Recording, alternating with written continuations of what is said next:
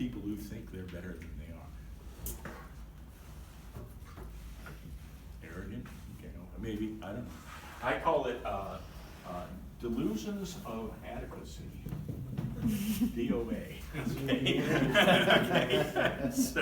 So you know, like you said, that Ferrari owner expects the car to. I mean, those cars have amazing capability. You can buy 20 different cars nowadays. They have 400 or more horsepower right off the showroom floor. And if they didn't have electronics, by the time they got down the block out of the showroom, they'd probably wreck. You know? These cars have like 700, But- 800 horsepower now. Well, they give you amazing capability, and there are actually cars now that you can press a button and it'll restrict you 30% or 60%, or you can shut it all the way off. So we have a couple other problems here.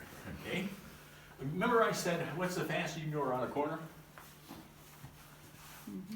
Till you don't make it.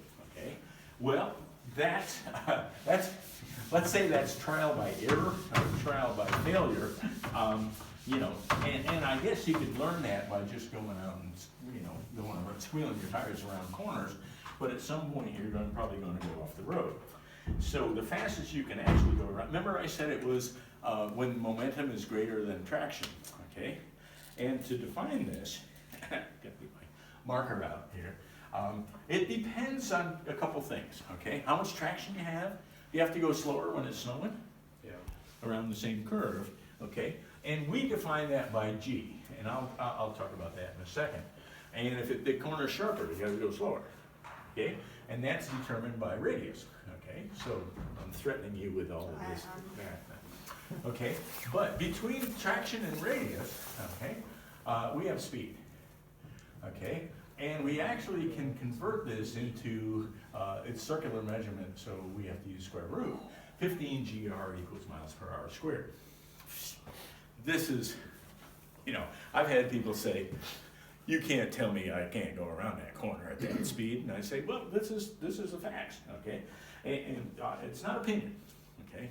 If I say anything you think is a bad opinion, please encounter me with that, okay?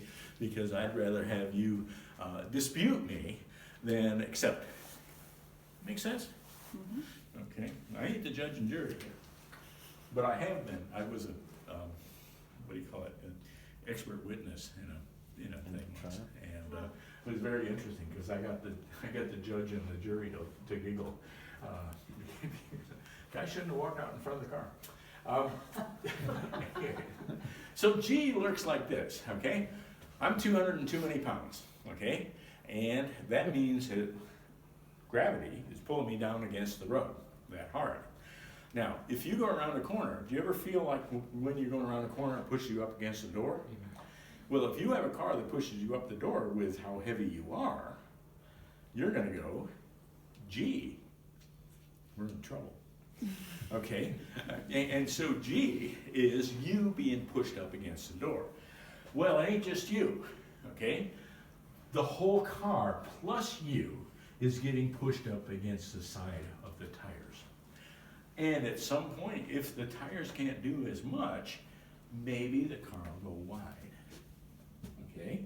And so as the speed goes up on the same radius, okay, or with the same amount of traction, then radius goes up, okay? So if the car goes off the road, you haven't made it around that corner, the radius went up because you went into the corner, too fast. So this works all the time, okay? This works, and cops know this, okay? Cops know this. Anytime there's somebody that's been into the guardrail out on the side, they know that, you know, the radius was too tight for the speed they were going, or maybe they hit a slippery spot, okay? Hit that slippery spot. If there's oil or water or maybe some snow on the surface. So the thing is, we're coming toward a corner, okay? And cars actually never really take a corner. They always take a curve. But if you came toward a corner and let's say, see the racetrack's like 40 feet wide, okay? So you got a lot of room to maneuver. Your lane on the highway's maybe 16, 18 feet wide. But if you came toward a corner and let's say I'm a race car driver and I'm going 100, okay? and I'm coming toward this corner, and I can't take this corner at 100, and I go around here, okay? Take the inside of the corner. People always think the inside of the corner is shorter, and if it's shorter, is it faster? No. Well, you cover less ground, That's true, but but it's a tighter corner, okay? So if this were, you exceed the limit of your tires, let's put it that way. well, yeah, well, everything's dependent on your tires, okay? In fact, remember Michelin used to have an ad, so much is riding on your tires. Remember that advertisement? Well, they showed your little kid was riding on your tires too. But if we had that surface down there and it was dry out there, it's actually, I measured it, it's a 100-foot radius, okay? And on dry pavement with a 1G car, I did the math, you could probably go about 37 miles an hour. What happens if you go 38? That's when you start to skid. The car goes wider, okay? It just goes wider because you can't make that sharper corner.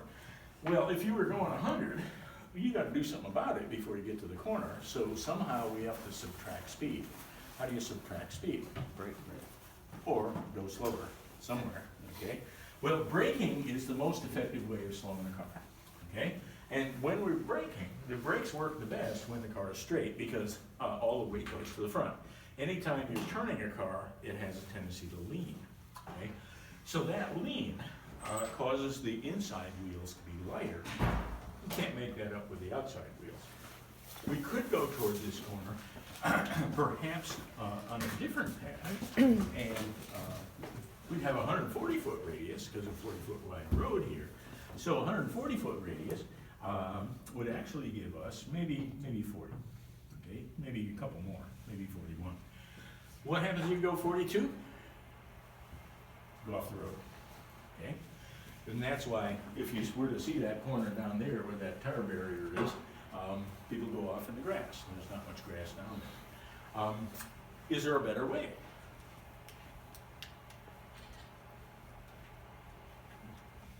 Is that a trick Okay, question? my geometry, you were good in geometry, right? Okay. Geometry teacher said go from the outside to the inside to the outside, okay? And that would be the biggest radius, okay? The thing is, let's say that it's this point you're like at 46, okay? I'm not sure what the miles per hour is. So from 100, you'd have to take off 54 miles an hour before you turn, okay? And then you could go 46 all the way around this corner, but, you know, two things I don't like. I don't like driving somewhere I haven't been able to see yet, okay? And that would be the limit. Any more than that, I can't do. So if I had a straightaway coming up on that racetrack, this would be slow, slower. I mean, this might be pretty fast, slower and slowest. But what I would actually like to do is be sure that I'm going to make it. You'd like to be sure you make it through every corner? Okay. Well, how about this? If I'm coming toward that corner and I'm dead straight, I can do my best braking while I'm straight. And let's say I slow it down more than enough. Can I turn it sharper if I've slowed it down more? Okay. And where's the weight of the car when I'm braking? Front. Which tires do the turn? Front ones. So let's say from here, I turn. And let's say I do a 100-foot radius here. What's the fastest I can go on a 100-foot radius? 37. Is this car faster than me? On the entry to the corner, sure. But what can I do from here? Can't you apply gas through the time? Well, and you see, if this was a downtown street, there might be a building here or a tree. I can't see around this corner from here, but I can see from here. I like to be able to see. I'm never going to go faster, but I can't see. That's like driving into the fog faster.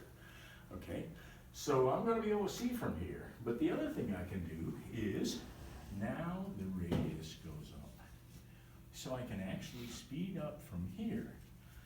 So some of those folks on the off-ramp, when I'm going on an off-ramp or an on-ramp, are hugging the inside of this corner, and they're watching me in the rearview mirror, and they're saying, why the heck is that guy out there? Well, two reasons. I can see, and when I get to the point where the acceleration ramp is, and especially up in Lee onto the Mass Pike, it's an uphill grade.